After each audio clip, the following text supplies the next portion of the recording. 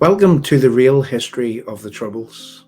Part 1, Irish state sponsored terrorism, is a targeted look into events slightly before and in the days and weeks that followed the 12th of August in 1969, a time frame which became known as the Battle of the Bogside. The Battle of the Bogside, according to commentators on all sides of the Northern Ireland question, was a spark which lit a flame that would become the Northern Ireland Troubles, lasting some 38 years, Operation Banner from 1969 to 2007.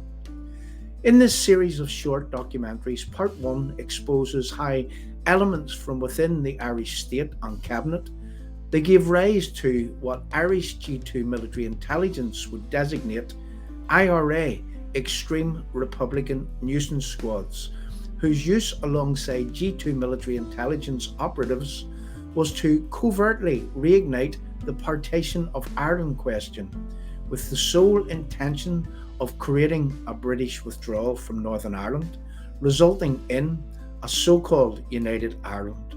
The Irish State Finance Department directly financed the procurement of weapons.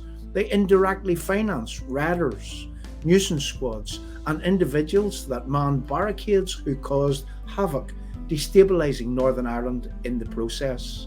As part of this expose, we have in our possession the Irish State papers and documents which reveal the Irish State armed, they financed, they trained, and they strategised for the emerging provisional IRA, including paying for a professional PR propaganda campaign.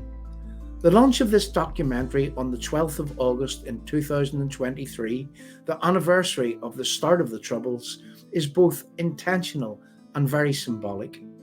As this short film unfolds, you will get to hear how key players in the Irish Republic, with the same aspirations as, say, the Provisional IRA, a United Ireland, largely having links back to the 1916, the times of Easter Rising, they teamed together and in an orchestrated attempt to destabilise Northern Ireland.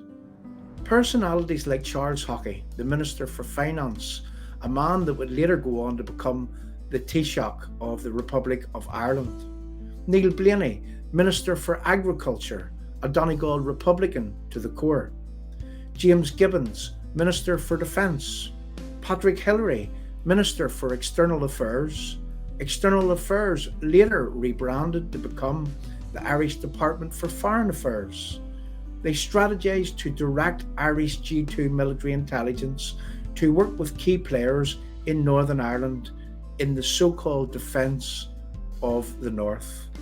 You will witness how James Kelly, authorised by Colonel Michael Heffron, Director of G2 Military Intelligence, in the full knowledge of James Gibbons, Minister for Defence, Charles Haughey, Minister for Finance, and Neil Blaney, Minister for Agriculture, was instructed to dedicate his military duties to defence of the North.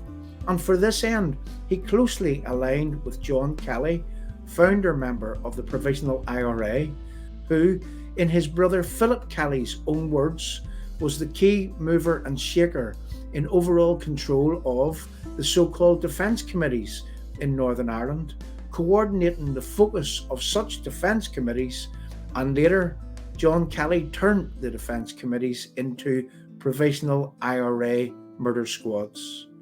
In another operation directly linked to the key players from the Irish Republic, state papers which we have in our possession from 1969 going forward, and other witness accounts would indicate a journalist who was directly corresponding to Jack Lynch's Office of Taoiseach, a man called Seamus Brady, was heavily funded as a propaganda operation designed to discredit anyone and any entity that would find themselves on the opposite side of the argument and in conflict with the narrative being put out to the wider world.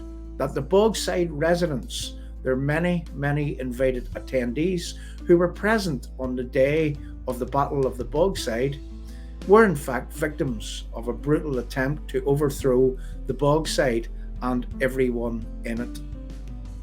Was the Battle of the Bogside a premeditated and orchestrated push to destabilise Northern Ireland by the Irish Republic? Part 1 of the real history of the Troubles, Irish state-sponsored terrorism, will unfold many answers to this very question. On behalf of everyone who contributed to the making of the real history of the Troubles, we hope that everyone who views our work comes away like we did, seeking that the Irish state comes clean with reference the part it played in stoking tensions which led to a bloody history in Northern Ireland. That bloody history become known as the Northern Ireland Troubles.